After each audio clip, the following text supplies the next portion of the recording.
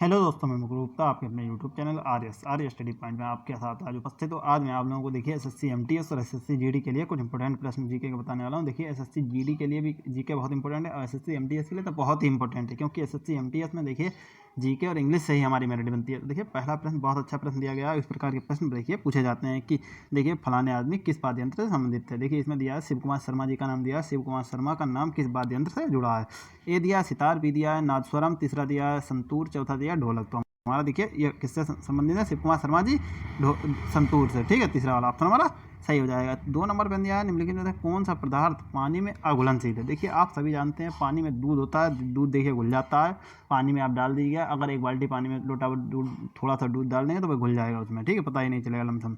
चीनी भी घुल जाती है, नमक भी घुल जाता है। आपने देखा होगा चाक पाउडर डालेंगे तो अंदर वो चाक की तरह दाना, मतलब दाना क्या आप देख रहे होंगे, चूना ऐसा पड़ा पता चलेगा। ठीक है, तो चाक पाउडर अघुलनशील है। चौथा वाला ऑप्शन हमारा सही हो जाएगा, यानी कि राइट आंसर कौन सा होगा? चौथा वाला। ठीक है, 3 नंबर पर दिया भारत सरकार के किस विभाग ने अप्रैल 2022 में वन हेल्थ प्रायोगिक परियोजना पायलट प्रोजेक्ट शुरू किया है? देखिए ए दिया है उपभोक्ता मामले विभाग, बी दिया है वाणिज्य विभाग, सी दिया है औषध विभाग, डी दिया है पशुपालन और डेयरी विभाग। तो आप जानते हैं देखिए अप्रैल 2022 में वन हेल्थ के लिए क्या वन हेल्थ प्रायोगिक परियोजना किसने लागू की थी? तो वह हमारा था पशुपालन और डेयरी विभाग। ठीक है, इससे डेयरी विभाग से काफ़ी बार प्रश्न पूछा गया है। ठीक है, 4 नंबर पर दिया है निम्नलिखित में से क्या कृत्रिम पारिस्थितिकी तंत्र का उदाहरण है? ए दिया है बगीचा, बी दिया तालाब, सी दिया झील, डी दिया जंगल। तो आप जानते हैं देखिए कृत्रिम पारिस्थितिकी तंत्र का उदाहरण क्या है? बगीचा। ए वाला ऑप्शन हमारा सही हो जाएगा। देखिए यह इसमें कई कई प्रश्न तो बहुत देखिए हल्के बोल दिया, जैसे यूपी पुलिस में नहीं, बहुत से प्रश्न देखिए आपने देखा बहुत सरल सरल, और कोई कोई प्रश्न में देखिए काफ़ी प्रश्न अच्छे पूछे जाते हैं। देखिए 5 नंबर पर 2011 की जनगणना के अनुसार भारत का लिंगानुपात लगभग क्या था?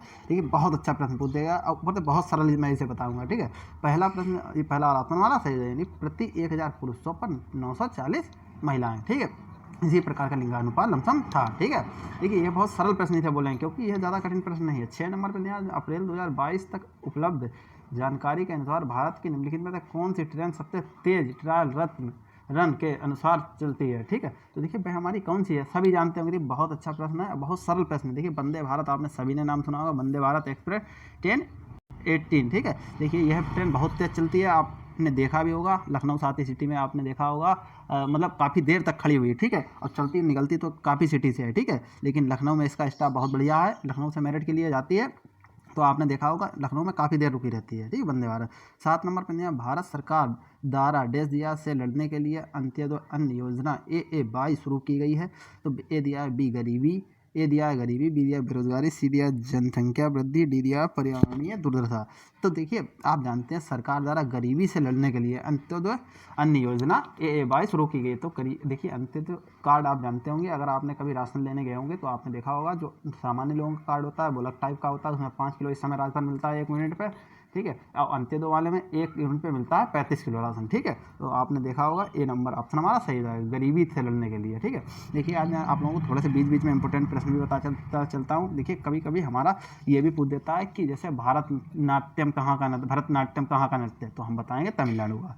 देखिए हमारे यूपी का कौन सा नृत्य है? तो वह हो जाएगा कथक। ठीक है, मणिपुर का आप लोग जानते होंगे मणिपुरी हो जाएगा। ठीक है, यह सभी शास्त्रीय नृत्य है, यानी कि क्लासिकल नृत्य। क्लासिकल नृत्य कुल कितने हैं? 8 हैं। ठीक है, ये कथक मैंने बता दिया उत्तर प्रदेश, तो भरतनाट्यम बता दिया तमिलनाडु, मणिपुरी बता दिया मणिपुर का, सत्रिया बता दिया असम का। ठीक है, ओडिसी बताया उड़ीसा का, कुचिपुड़ी कभी कभी पूछ देता है, और हमारा बहुत अच्छा आंसर हो जाएगा, क्या हो जाएगा? आंध्र प्रदेश। ठीक है, अब देखिए कभी कभी ये पूछ जाता है कथकली और कथक में अंतर हो जाता है। कथकली है केरल का और मोहिनीअट्टम केरल का है। ठीक है, और कथक या उसे नटबरी लिख के आ जाए, कभी कभी नटबरी बहुत पूछ देता है, तो वह हमारा उत्तर प्रदेश से हो जाएगा कथक, और उसी को बोलते हैं नटबरी। ठीक है, और देखिए कभी कभी भारतनाट्यम के बारे में ये भी पूछ देता है, इसको पुनर्जीवित किसने किया? तो वह हमारे किसने किया? ई कृष्णा अय्यर जी ने। ठीक है, और देखिए इसको वैश्विक पहचान किसने दिलाई? रुक्मणी देवी अरुंडेल ने। ठीक है, और देखिए इतना ही पूछता है, ज़्यादा और कुछ नहीं पूछता है इसके बारे में।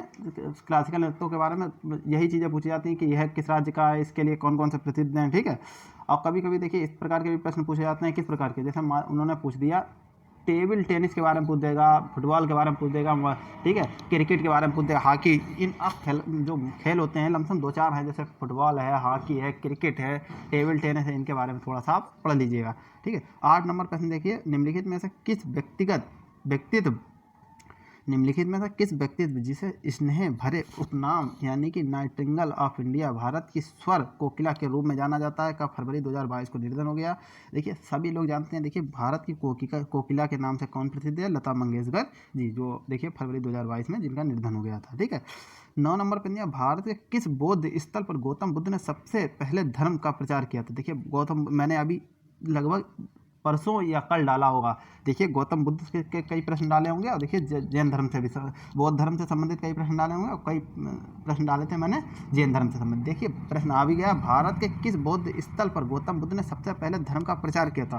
तो धर्म का प्रचार कहाँ किया था? तो भाई हमारा चौथा वाला ऑप्शन सही हो जाएगा, सारनाथ में। ठीक है, गौतम बुद्ध से संबंधित रहिए, मैं थोड़ा सा प्रश्न और आपको बता देता हूँ। देखिए बहुत अच्छे अच्छे गौतम बुद्ध से संबंधित प्रश्न पूछे जाते हैं। जैसे पूछा जाएगा, जैसे मान लिया गौतम बुद्ध का बचपन का नाम हमारा सिद्धार्थ हो गया, इनकी माता का नाम महामाया, ये प्रश्न बहुत कम पूछे जाते हैं। ठीक है, जैसे पूछ देगा कि इनके देखिए घोड़े का नाम क्या था? कंथक। सारथी कौन था? चंदा। मैंने ये देखिए उसमें पोस्ट में डाला भी है प्रश्न। और कभी कभी यह पूछ देता है कि इन्होंने गृह परित्याग किस मतलब कितनी उम्र में किया? तो ये हमारा हो जाएगा 29 वर्ष में। इनकी शादी कब हुई थी? 16 वर्ष की उम्र में। ठीक है, अब प्रतीक इनका जब इन्होंने गृह परित्याग किया था तो प्रतीक क्या था? घोड़ा। ठीक है, और जन्म का प्रतीक इनका क्या था? कमल। और गर्भावस्था का प्रतीक क्या था? हाथी। इनकी भाषा क्या थी? इनके समय की भाषा आपने देखा होगा, पाली। जैन धर्म की हो जाएगी प्राकृत। अब देखिए उससे पहले हमारी संस्कृत थी, वैदिक संस्कृत, लौकिक संस्कृत, इस प्रकार से हमारी हिंदी तो ये बाद में आई, प्राकृत के बाद में आई। ठीक है, और देखिए कभी कभी ये भी पूछ देता है, जैसे इन्होंने देखिए किस वृक्ष के नीचे तपस्या की? तो पीपल के वृक्ष के नीचे। ठीक है, निरंजना नदी के किनारे 6 वर्ष तक इन्होंने लमसम तपस्या की। ठीक है, और इन्होंने पहला उपदेश कहाँ दिया था? देखिए प्रश्न है सारनाथ में। ठीक है, और इन्होंने अपना अंतिम उपदेश, मैंने प्रश्न पूछा भी है, श्रावस्ती में दिया था। पहला उपदेश दिया था, उसे क्या बोला गया? धर्मचक्र परिवर्तन। घर छोड़ने को क्या कहा गया? महाविनिष्क्रमण। ठीक है, और इन्होंने देखिए गृह परित्याग को महाविनिष्क्रमण हो गया हमारा। और देखिए धर्मचक्र, पहले उपदेश को धर्म चक्र परिवर्तन, और उनकी मृत्यु को क्या कहा गया? महापरिनिर्वाण। ये बातें सब आप लिख लीजिएगा। ठीक है, और देखिए चलते हैं इसके आगे। 10 नंबर प्रश्न दिया गया है, बेकिंग सोडा का रासायनिक सूत्र क्या है? देखिए बहुत अच्छा प्रश्न है, और 9th हाई स्कूल में सभी लोग पढ़ते हैं, सभी को पता है, NaHCO3। कभी कभी यूरिया का पूछ देता है, तो ये यूरिया का हो जाएगा NH2CONH2। इस तरीके से देखिए यूरिया का कभी कभार पूछ दिया जाता है। मैं आप लोगों को देखिए बताता हूँ, कभी कभार फिटकरी का पूछ देता है। ठीक है, फिटकरी का सभी को पता होगा, K2SO4 24 H2O, इस तरीके से होता है। ठीक है, फिटकरी का सूत्र आप देखिए, 2-4 सूत्र आप लोग बेकिंग इनके रासायनिक विज्ञान के थोड़े से आप लोग पढ़ लीजिएगा। मैं आप लोगों को देखिए अंदाजा मतलब पैटर्न बताया किस प्रकार से आपको पढ़ना है। प्लास्टर ऑफ पेरिस का कभी कभी पूछ देता है। ठीक है, प्लास्टर ऑफ पेरिस जो पैर पे चढ़ाया जाता है, हाथ पैर में कोई चोट लग जाती है, आपने देखा होगा प्लास्टर चढ़ता है, उसी प्लास्टर ऑफ पेरिस। 11 नंबर पर नया, भारतीय अर्थव्यवस्था वित्तीय वर्ष डैश दिया तक चलता है? तो देखिए 1 अप्रैल से 31 मार्च तक हमारा वित्तीय वर्ष चलता है, ये सभी को पता होगा। ठीक है, दूसरा ऑप्शन हमारा सही हो जाएगा। 12 नंबर पर दिया, सेम अग्नेय चट्टान के उदाहरण की चर्चा करता है, यह निम्नलिखित में से कौन सा हो सकता है? तो वह हो जाएगा हमारा, क्या हो जाएगा? देखिए संगमरमर, मार्बल नहीं, हमारा हो जाएगा असितासन बेसाल्ट। ठीक है, हमारा चौथा वाला ऑप्शन सही हो जाएगा। 13 नंबर पर दिया गया FIH पुरुष हॉकी विश्व कप 2018 किस देश ने जीता था? ए दिया नीदरलैंड, बी दिया ऑस्ट्रेलिया, सी दिया बेल्जियम, डी दिया स्पेन। तो देखिए हमारा इसमें तीसरा ऑप्शन सही रहेगा कि बेल्जियम। देखिए हॉकी विश्व कप से काफ़ी बार प्रश्न पूछा गया, अब 1 साल नहीं, मैंने कई साल देखा है। ठीक है, तो देखिए आप लोग हॉकी विश्व कप कभी कभी पूछा था, पहली बार हॉकी विश्व कप कब हुआ था? तो वह हमारा हो जाएगा 1971 में। हुआ कहाँ था? देखिए स्पेन में। ठीक है, विनर कौन रहा था? विनर हमारा रहा था पाकिस्तान। ठीक है, रनर अप कौन रहा था? स्पेन। ठीक है, जहां हुआ था वही रनर अप रहा था। देखिए अब भारत ने कब पहला हॉकी विश्व कप जीता? तो वह 1975 में। और किसे हराया था? देखिए हराया किसे था? पाकिस्तान को। ठीक है, पाकिस्तान को हराया था, फाइनल में दोनों गए थे। अब हमारा प्रिय भारत जीता था। ठीक है, अब देखिए कभी कभी ये भी पूछ देता है कि दूसरा विश्व कप किसने खेला? तो देखिए तो वह हमारा 1973 में हुआ था, नीदरलैंड में हुआ था। ठीक है, और नीदरलैंड ही जीता था, और रनअप कौन रहा था? भारत। ठीक है, 14 नंबर पर दिया है, गुलाम वंश के शासक गयासुद्दीन बलबन। देखिए बलबन से प्रश्न आ गया, मैं अभी आप लोगों को इनके थोड़े से प्रश्न बताऊं। गुलाम वंश के शासक गयासुद्दीन बलबन 1265 से 1286 ईस्वी, ठीक है, ने डैश दिया है की उपाधि धारण की? तो देखिए नूर अल दीन यानी कि विश्वास का प्रकाश, दूसरा दिया है नूर महल यानी कि महल की रोशनी, तीसरा दिया है जिल इलाही भगवान की छाया, चौथा दिया है जहाँपना विश्व के रक्षक, यानी कि इसमें हमारा तीसरा वाला ऑप्शन सही है, यानी जिल है लाई, तो भगवान की छाया। ठीक है, देखिए गुलाम बंद से कभी कभी प्रश्न पूछा जाता है, कभी कभी देखिए इनसे भी प्रश्न पूछा जाता है। जैसे हमारे ये 2-3 लोग हुए हैं, जैसे अलबरूनी हुआ है, ये हमारे क्या थे, ये लोग बाहर से आए हुए थे, ठीक है। और यह किसके समय अलबरूनी आया था, यह महमूद गजनवी के समय आया था। यह प्रश्न देखिए अभी हमें लग रहा यूपी पुलिस में पूछा गया या पिछली बार उसमें भी पूछा गया और SSC में, ठीक है। एक इब्न बतूता था, आया था, वह किसके शासनकाल में आया था, मोहम्मद बिन तुगलक के शासनकाल में 1333 ईस्वी के आसपास में शायद आया था, ठीक है। और देखिए कभी कभी ये इल्तुतमिश के बारे में बहुत पूछा जाता है कि इल्तुतमिश और रजिया सुल्तान, देखिए पहली सबसे शासिका कौन थी, तो वह थी रजिया सुल्तान, ठीक है। और देखिए तराई के युद्ध से कभी प्रश्न आ जाता है, तराई का प्रथम युद्ध किसके बीच लड़ा गया, पृथ्वीराज चौहान और मोहम्मद गौरी के बीच। इसमें विजय किसकी हुई थी, पृथ्वीराज चौहान की, ठीक है। और दूसरा युद्ध दूसरा तराई का युद्ध कब हुआ था, तो भाई हमारा पृथ्वीराज चौहान मोहम्मद गौरी के बीच हुआ था, ठीक है। मोहम्मद गौरी के बीच हुआ था। अब इसमें कौन जीता था, मोहम्मद गौरी। अब हमारा कभी कभार एक बहुत प्रसिद्ध है चंदावर का युद्ध मोहम्मद गौरी और देखिए जयचंद के बीच हुआ था। यह कब हुआ था, 1994। तराई का प्रथम युद्ध 1991 ईस्वी में और तराई का द्वितीय 1992 ईस्वी में। कभी कभी हमसे पूछ देता है, देखिए बहुत बार मैं आप लोगों को देखिए बता रहा हूँ, इस तरीके से लिख नहीं रहा हूँ क्योंकि लिखने में बहुत समय लगेगा। देखिए आप लोग लिखते जाइएगा मेरे बोलने के साथ साथ में। देखिए कभी कभार ये भी पूछ देता है कि हमारा जब बाबर मुगल काल जिसने बसाया सबसे पहले, तो बाबर ये कब आया था, तो यह आया था 1926 में, ठीक है। और दिल्ली सल्तनत का देखिए कभी कभी पूछ देता है, दिल्ली सल्तनत से देखिए प्रश्न इसमें गुलाम वंश पड़ा या दिल्ली सल्तनत का ही था।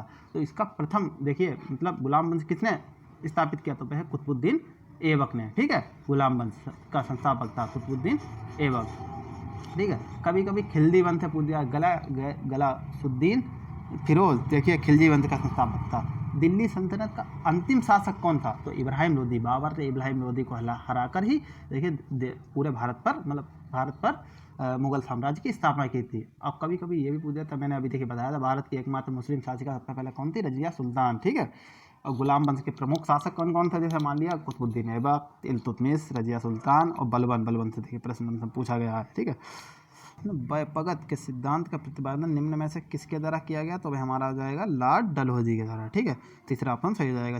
16 नंबर पर दिया 1846 में ब्रिटिश साम्राज्य और डेजिया के बीच लाहौर की संधि पर हस्ताक्षर किया गया, तो वह महाराणा दलपति सिंह, ठीक है, के बीच लाहौर की संधि पर हस्ताक्षर किया। 17 नंबर पर निम्नलिखित में कौन सा भारतीय रेगिस्तान की एकमात्र बड़ी नदी है, तो वह हो जाएगी लूनी नदी, ठीक है। बहुत प्रश्न पूछा जाता है ये। 18 नंबर पर भारत का निम्नलिखित में से कौन सा राज्य वर्ष 2023 के पुरुष हॉकी विश्व कप की मेजबानी करेगा, तो वह हमारा हो जाएगा उड़ीसा, ठीक है। सी वाला ऑप्शन हमारा सही है। 19 नंबर प्रश्न, Modi government new search of communalism पुस्तक के लेखक कौन है, तो वह हमारे हो जाएंगे कौन, सीताराम येचुरी, ठीक है। 20 नंबर पे उड़ीसा नृत्य शैली मूल रूप से किस राज्य से संबंधित, देखिए उड़ीसा नृत्य शैली मैंने बताया था, नृत्य शैली से काफ़ी प्रश्न पूछे जाते हैं। उड़ीसा नृत्य शैली मूल रूप से किस राज्य से संबंधित है, ठीक है, ओडिसी नृत्य शैली उड़ीसा से।